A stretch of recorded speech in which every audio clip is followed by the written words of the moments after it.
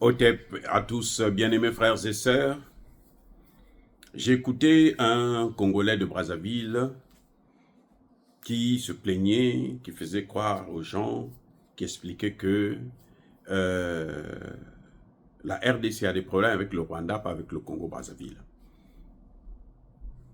C'est-à-dire que quand on regarde ça de façon avec l'œil occidental, oui, la RDC a des problèmes avec le Rwanda, pas avec le Congo-Brazzaville. Mais lorsque on est des gens comme nous devrons regarder ça d'une autre manière. Moi, je l'ai déjà dit, je pense que c'est un appel.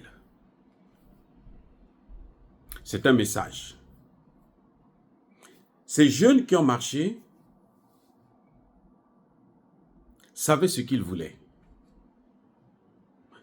Ce n'est pas un homme politique, ce n'est pas la société civile, les leaders de la société civile qui ont organisé cette démonstration de force. Si il y avait quelqu'un qui avait organisé ça, on pouvait comprendre, parce que c'est lui qui a organisé, donc il peut orienter, il peut manipuler les gens. Mais là, c'est un peuple qui se réveille de façon spontanée pour réagir à une action, suite surtout au silence du président. Parce que l'une des erreurs, les gens ont marché d'abord parce que le président n'avait pas parlé. Vous avez vu, quand le président a parlé, il a donné des orientations, la mobilisation, les gens sont en train de se mobiliser.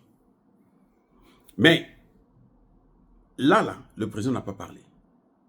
La population dit non, on ne peut pas continuer comme ça. Allez, nous on agit. Tshisekedi a même parlé parce que les gens sont sortis. C'est pour ça que le lendemain il a parlé. Sinon Tshisekedi allait peut-être attendre même 2-3 semaines. Il continue à réfléchir, C'est pour ça que j'ai dit dans une de mes vidéos que c'est une malédiction, il est maudit. Il faut le désenvoûter, il est envoûté. Bref. Ce monsieur qui parlait, bon, déjà, il est dans une tenue. Je sens que, bon, Amélie Mbangui et tout, machin, donc. Pour moi, il a raison que le Congo a des problèmes avec le Rwanda. Mais en fait, ce que ce monsieur ne comprend pas, ce que beaucoup ne comprennent pas, les Congolais de Brazzaville, beaucoup parmi nous ne comprennent pas, c'est que les problèmes de la RDC, ce sont nos problèmes. Pour multiples raisons. D'abord parce que la proximité que nous avons, forcément, quand eux ils ont des problèmes, nous devons nous sentir concernés. Parce que ce sont des frères. On est trop proche avec eux. Deuxièmement, nous avons une frontière. C'est-à-dire que la frontière entre le Congo-Brazzaville et le Congo démocratique, elle part du nord du Congo-Brazzaville jusqu'au sud du Congo-Brazzaville. Jusque dans le Kwilu, hein. On dépasse le Niari jusque dans le Kwilu, à la frontière avec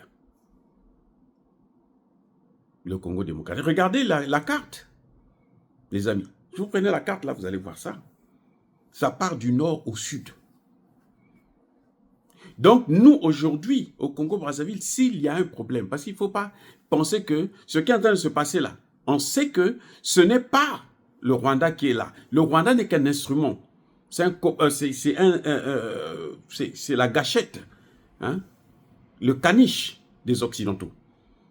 C'est à travers le Rwanda qu'il se manifeste pour détruire l'Afrique centrale. Parce qu'après le Congo, là, si on balkanise le Congo, vous allez voir comment ils vont détruire les pays comme le Congo-Brazza, le Gabon, jusqu'au Cameroun. Personne ne peut les arrêter. Si on n'arrive pas à les arrêter là, en RDC, mais quand ils vont aller dans les autres là, qui va les arrêter? Qui va les arrêter? Au Congo-Brazza, il y a une armée là-bas. Donc, si on regarde ça maintenant de cette manière, alors, ce que ces gens-là ont fait, c'est un message. Attaquer le Rwanda et l'Ouganda, ce n'est pas pareil qu'attaquer le Congo. Attaquer le Rwanda et l'Ouganda, on sait qu'ils sont responsables de ce qui nous arrive. Donc, on attaque. Mais attaquer le Congo, c'est un message qu'on envoie à un frère. Que non, c'est pas possible. Depuis que ça a commencé, toi, tu es là à côté, toi, tu ne nous aides pas. Quel est ton problème? Il faut que tu viennes parce que ce qui nous arrive là, ça va t'arriver aussi. Parce que ce qui nous arrive là, ça te concerne aussi. Mais il y a des Rwandais aussi au Congo-Brazzaville. Mais ces Rwandais la feront exactement, puisque c'est dans l'esprit du Rwandais. C'est dans son esprit. Ils feront exactement la même chose.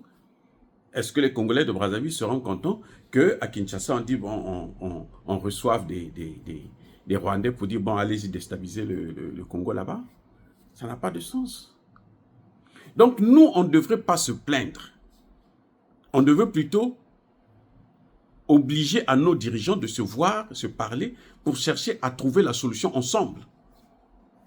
Parce que quand on regarde bien, selon notre culture, je ne sais pas comme par rapport, comme ça on raisonne par rapport à, bon, de façon trop intellectuelle.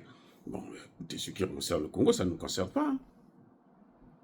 Mais par rapport à notre culture, par rapport à la proximité que nous avons, Tshisekedi, c'est un fils pour Sassou Nguesso. Et je suis surpris de voir un père qui voit l'enfant est en train d'être menacé, agressé, et le papa est là, il regarde, il sourit. Bon, il se débrouille là-bas. Non, ça n'a pas de sens. Je ne sais pas, moi je comprends pas, parce que ce sont ces gens-là qui nous ont appris notre culture. Hein? C'est-à-dire que les Sassou Nguesso, c'est la génération de nos pères. Donc, ce sont eux qui nous ont appris ce que nous connaissons aujourd'hui de la culture. Mais cette culture-là qu'ils nous ont appris, eux-mêmes ne sont pas capables de l'appliquer. Quels que soient les problèmes que Tshisekedi peut, le comportement que Tshisekedi peut avoir vis-à-vis de Sassou Nguesso a l'obligation de le soutenir et même de le protéger. Et ça, c'est ma conception quand je vois pour quelqu'un qui a grandi en Afrique, comme moi, qui a été éduqué par les parents africains, non. Tshisekedi ne peut pas être seul, pratiquement seul. C'est l'Afrique du Sud qui vient là-bas qui dit, bon, l'Afrique du Sud encore, maintenant tape du poing sur la table, parce que l'Afrique du Sud a perdu quand même 13 hommes, 13 soldats, donc c'est tout à fait normal qu'elle puisse réagir comme ça. Mais le Congo-Brazzaville aurait au moins un contingent. Bon, allez-y là-bas. Ou bien, bon, je ne peux pas envoyer un contingent. Bon, écoute, prendre les armes, va faire la guerre. Voilà ce que je crois. Donc, les Congolais de Brazzaville ne devraient pas prendre de manière juste juridique hein, ou politique le fait qu'on ait attaqué l'ambassade du Congo. Ils devraient plutôt voir ça de manière traditionnelle. Comment se fait-il que... Bon, mais quelle est notre responsabilité dans ça? Pourquoi nous, on n'aide pas notre frère? Ce sont deux pays frères. Ça dit que dans tout, on se ressemble. Dans tout. Je dis bien dans tout. Il n'y a rien qui nous différencie. Dans tout. Que ce soit l'alimentation, que ce soit la culture, que ce soit le sport, que ce soit la danse, que ce soit... c'est pareil. Quand nous allons épouser une femme, on va doter la femme. Là-bas aussi, quand on va épouser, on va doter la femme. Et la dot se passe exactement de la même matière. Mais comment vous pouvez dire que des gens qui se ressemblent... On ne peut pas se contenter seulement des frontières que l'Occident a placées. Nous devons aller au-delà de ces frontières-là pour comprendre un certain nombre de choses. Sinon, on ne pourra pas comprendre les choses et on ne pourra pas régler les problèmes que nous avons entre nous.